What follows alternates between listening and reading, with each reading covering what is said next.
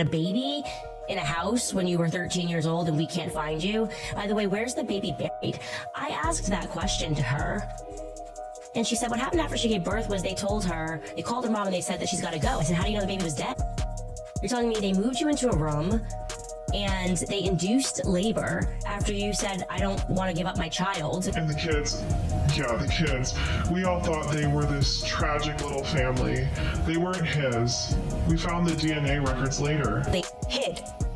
Not because I was embarrassed, not because I didn't want anyone. Yes, we did keep it very private, but it's because it was a moment very sacred. I was growing a human inside of me, my baby. The world that Charlie and I live in is very toxic. For months now, a very strange conversation has been growing online around Erika Kirk. Hit that subscribe button for more updates. At first, it started as a few small questions in quiet corners of the internet. But slowly, those questions began spreading. More people started noticing certain details. And suddenly, the story that once seemed simple began to look much more complicated. A lot of this attention started when Candace Owens hinted that there might be more to Erika's story than people realize. Candace didn't present everything directly as fact, but what she said was enough to make people start looking more closely at the timeline and the details surrounding Erika's life. One of the biggest questions that keeps coming up is something that sounds almost unbelievable when you first hear it. Some people online have been asking whether Erika was ever actually pregnant at all. And if she was pregnant, another question quickly follows. Was the child really Charlie's? Right now, these questions are still mostly rumors and speculation.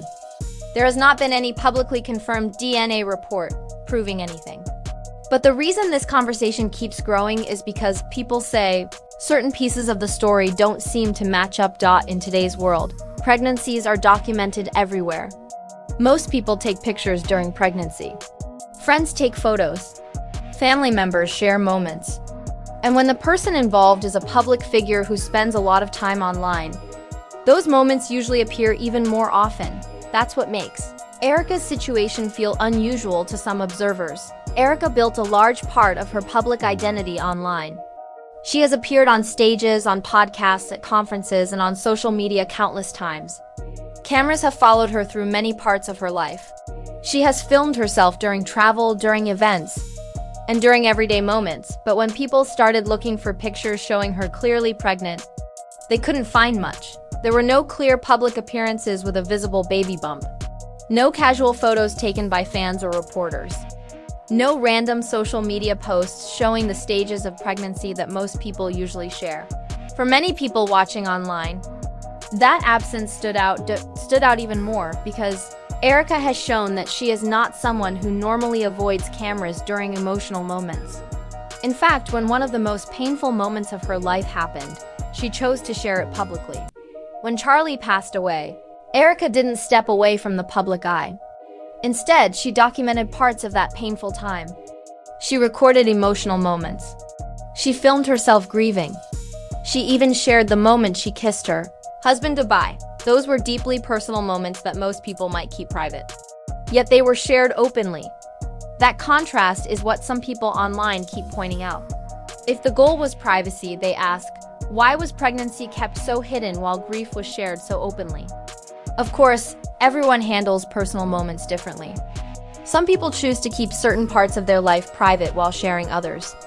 That alone doesn't prove anything. But in the world of the internet, small questions often lead to deeper digging. As people started looking more closely, they began focusing on one specific piece of footage that circulated online. It showed what appeared to be an ultrasound. Ultrasounds are one of the earliest ways pregnancies are confirmed. They show images of the developing fetus, and they often include basic information like the patient's name and the date of the appointment.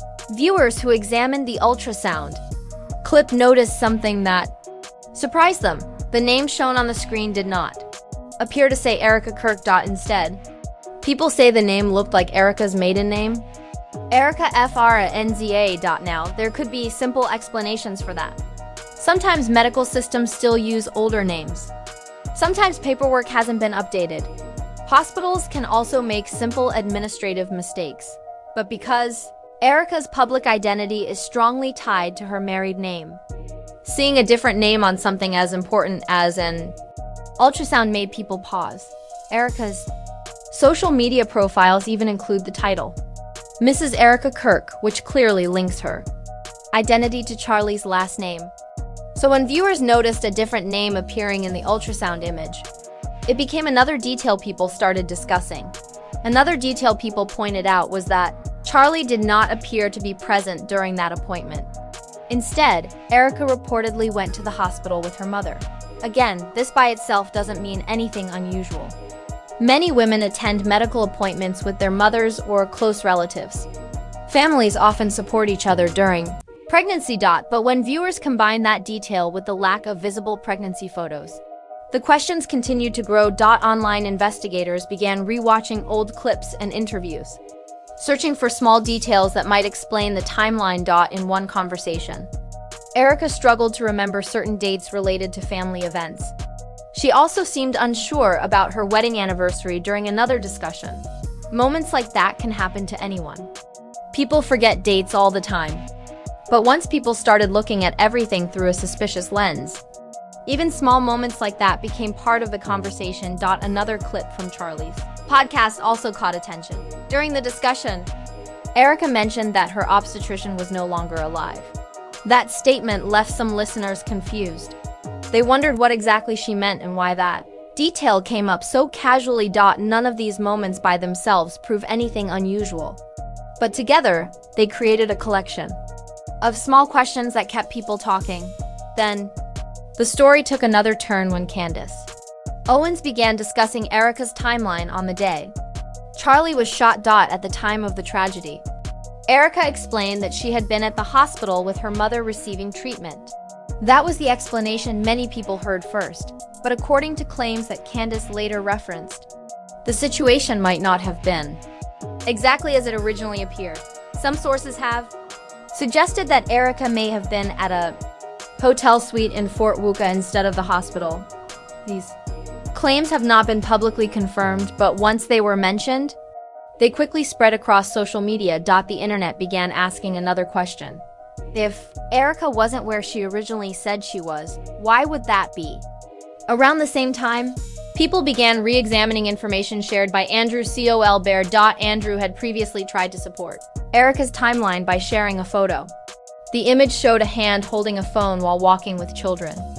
It was presented as evidence that Erika had been out with her kids on the morning of September 9th. The photo was reportedly taken at around 8:33 a.m. Pacific Time. At the time it was shared, the picture was meant to confirm that Erika had been spending a normal morning with her children before heading into the office. For a while, that image seemed to settle the discussion, but once new rumors began circulating, people started questioning the timeline again. Some online discussions suggested that Erika may not have been with Charlie the night before the tragedy at all. Instead, there were claims that she may have been spending time with someone else, a woman named Tracy Martin. Tracy Martin is not a stranger in Erika's life. According to reports, the two women have been close friends for more than 15 years. Over the years, photos have shown them attending events together, celebrating holidays, and spending time with their families. Tracy also reportedly runs a clothing brand, and Erika has even modeled for some of her designs. From the outside, their relationship appears to be a long-standing friendship. But once Tracy's name entered the conversation surrounding Erika's timeline, people online began looking at that relationship more closely. Some observers pointed out that Tracy seemed to appear in many important moments throughout Erika's life. Others mentioned reports that Tracy's daughter may have worked as Erika's personal assistant at one point. Again, these details could simply reflect a close friendship between families. Many people work with friends or hire people they trust, but in the middle of an already complicated story, every detail started drawing attention. As discussions grew louder online, the theories began shifting. At first, most speculation focused on the possibility that Erika may have used a surrogate during pregnancy. That idea alone would explain why there might be fewer photos showing her pregnant. Surrogacy is not uncommon, especially among public figures who prefer privacy. during certain parts of their lives. But then some people began suggesting a much more dramatic theory. Instead of a surrogate, they speculated that the children could biologically belong to someone within Erika's close circle. It's important to repeat that these claims are unproven rumors circulating online. No confirmed evidence has been presented publicly. However, once a theory like that enters the conversation, the internet tends to analyze every possible connection. Supporters of that theory argue that it could explain several things at once. They say it could explain the absence of pregnancy photos, the ultrasound name confusion, and why pregnancy was treated so privately. Others completely reject those claims and argue that the speculation is unfair and based on incomplete information. Still, the conversation continued growing, especially when another name began appearing in discussions. That name was Tyler Bauer. This is where the story moved from general speculation into something much more specific. Some online sources began suggesting that Tyler Bauer could potentially be the biological father of Erika's children. Again, there has been no confirmed DNA evidence proving that claim. Thanks for watching. Thanks for watching.